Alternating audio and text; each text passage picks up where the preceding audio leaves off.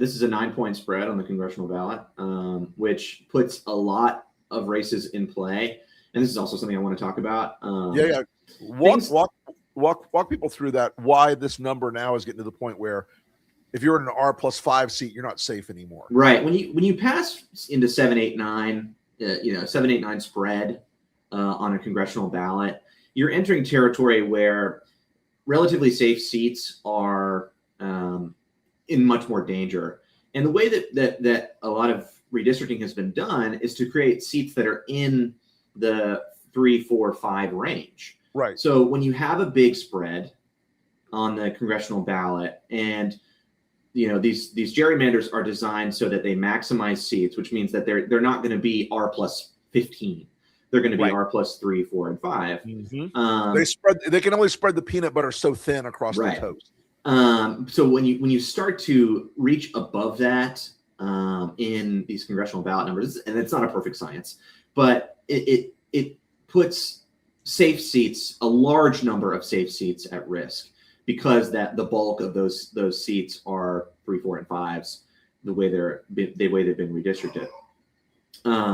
So this is and this has been a widespread for a long time. You can go back to where we see it starting to diverge in December, January.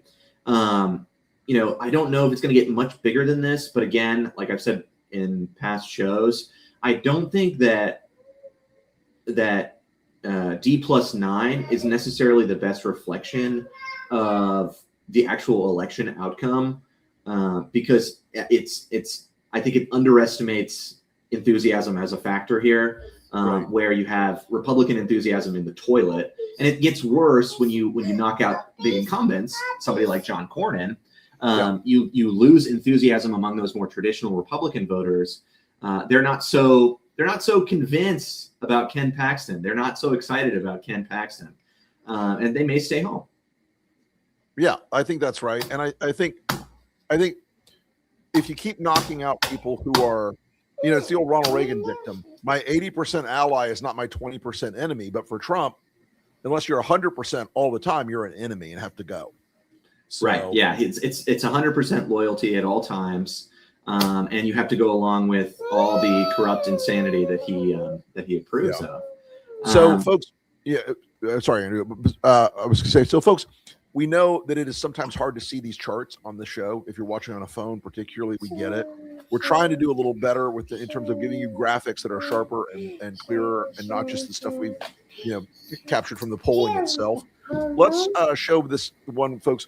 This is a really telling chart, Andrew. I think this is really compelling because it shows you where the shift of support for Trump, how it's dropped. I think this is really fascinating. And just let's start at the top, the first three: evangelical hubs, aging farmlands, and working class country.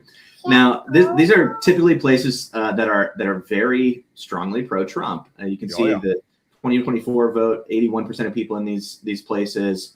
And evangelical hubs voted for Trump, 80% in aging farmland, 73. And in these strongholds, he's lost, around 20-ish points. And that's pretty devastating. LDS enclaves, he's dropped hugely. Now, he wasn't as popular there. He's not as popular with Mormons as he is with other evangelicals. Graying America, I assume that means older neighborhoods, older people, villages. I'm assuming that's sort of Midwest Rust Belt. Yeah. So he's losing favor in a lot of these big tranches of important demographics. Yeah. You can see he's lost 14 points in Hispanic centers. And again, that's gonna sting because they put up this facade that they could somehow maintain his diverse coalition from 2024. Look at that, Hispanic centers not possible. 54 to 40, and what we're seeing with other Hispanic polling, as you pointed out, it's just absolutely, it's absolutely flipped on its head. Yeah, and we actually saw that starting last year in Texas. Yeah, and I know we're talking a lot about Texas this year. I think today. I mean, I think Texas is going to be. I think there's going to be a lot of surprises. But. Yeah. We've talked about. Look, I think Andrew, if you end up on a night where James Tallarico wins, that's going to be a 40-seat night in the House nationally. Yeah. It's going to mean David Jolly probably becomes the governor of Florida. It's going to mean one or two of these other Senate races that the people are not watching as closely are going to get picked up. Right.